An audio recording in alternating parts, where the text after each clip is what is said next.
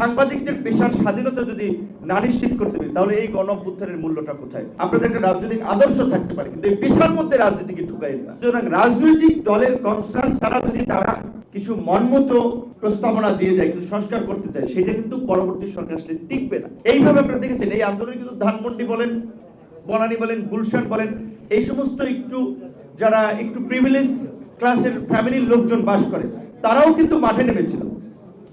সাংবাদিকদের কাজ করা অনেক কঠিন ছিল এই পরিস্থিতির মধ্যেও। তারপর এক ভাই বলেছে, হ্যাঁ আমি তার দ্বারা এনকারেজ হয়েছিলাম। পাশে ফাঁসুর ফুসুর করে বলছে, ভাই আন্দোলন একটু ঝিমিয়ে পড়তেছে, কিছু বলেন, আপনারা বললে মাঠ গরম হবে, লোকজন এনকারেজ হবে।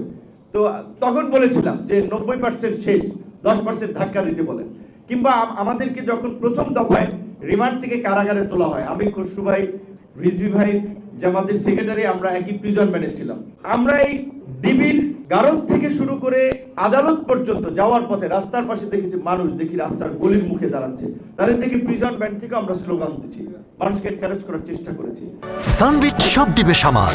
সানবিট ম্যাজিক প্রেস ডিশওয়াশিং এর মাথা ঘোরানো সলিউশন। এখন গণহারে কিছু সুবিধাভোগী, তারা বিএনপি না, তারা জামাত না, তারা কোনো রাজনৈতিক দলে না, আমি মনে করি তারা সুবিধাভোগী।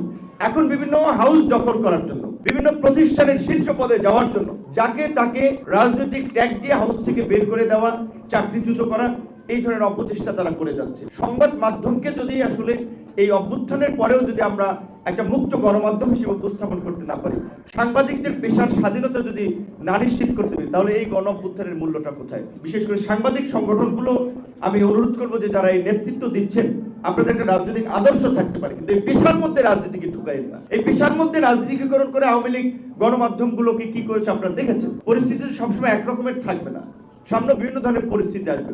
আমরা চাই অন্তত গণমাধ্যম প্রতিষ্ঠান হিসেবে, একটা স্বাধীন মাধ্যম হিসেবে তারা কাজ করবে। কিন্তু গত 5 মাসের আমাদের অভিজ্ঞতা আমরা দেখেছি, সরকার কার্যত রাষ্ট্র চালাতে পারছে না, নানান ধরনের বাধার সম্মুখীন হচ্ছে। তাদের অভিজ্ঞতা না থাকার ফলে আরো জটিলতা তৈরি হচ্ছে। সহজ কিছু বিষয় সহজে সমাধান করতে পারতো, সেগুলো আরো কমপ্লেক্স করে ফেলছে।